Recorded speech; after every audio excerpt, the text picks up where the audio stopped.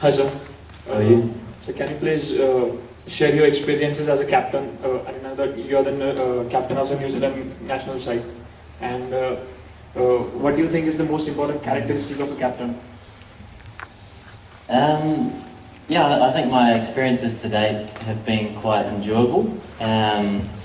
Captaincy certainly comes with its challenges, and you have to work very hard off the field, probably more so than on the field. There's obviously field settings and the parts that you see when you watch cricket, but off the field you're constantly dealing with different personalities, and I think the most important thing as a captain and making use of your support staff is that you're getting a collective in terms of your whole team playing towards a common goal, playing for one another, eliminating perhaps selfish cricket, where guys are looking to achieve their own individual successes more so than the teams, trying to remove that somewhat, and therefore hopefully creating a very good cricket team with the players you have. So definitely a challenge. I'm sure Morgs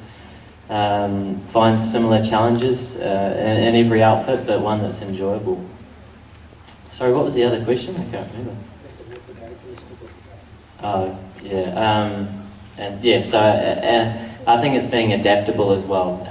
Naturally, you're dealing with a number of different personalities, and it's important that you're welcoming everyone, but also challenging everyone to move forward and improve. Good evening, sir. My question to you is, as a batsman, what practice did you do the most at your younger age and why? How old are you? I'm 12. 12? Yeah.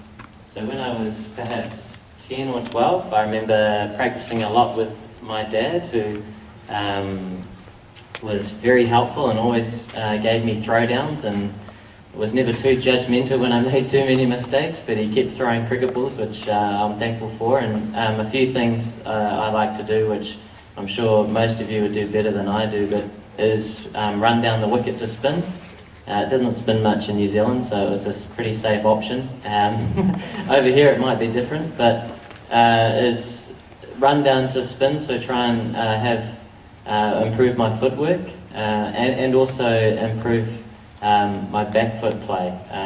They were just ideas and challenges that were presented to me, and naturally being a young cricketer, you just want to improve in whatever's placed in front of you, whether that's any different sport, whether that's academics, and so those were some challenges I want to improve on in cricket. And I always remember the putting a ball on the string and hitting it and having to play as straight as I can so the ball would swing back towards me and I wouldn't have to stop. So certainly looking to play very straight was something that was important to me.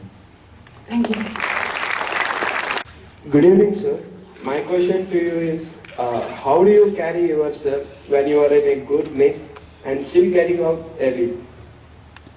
Yeah, that's a very good question. I think no matter who you are, whether you're Sachin Tendulkar, anybody heard of Sachin Tendulkar? No? I have. Whether you're Sachin Tendulkar or whether you're at this academy, in any game of cricket, you can always have good days and bad days. And I think Morgs touched on it as well, that it's very important to stay level with your performance. So when you have the good days, you appreciate it, but you also respect it. And you have a bad day and simply look at it positively, and it provides you with some learning to perhaps improve your game. So whether it's good or whether it's perceived as bad, ultimately you can help move your game forward. I think as you go through the grades, sometimes there can be other pressures that can come into your mind and make things seem more important than they are, and forget that cricket's a game of sport, and a sport that's meant to be enjoyed. And so that's something that I remember doing very naturally when I was 10, and something that's still extremely important to me now is that we enjoy the sport we play and appreciate it. Thank you.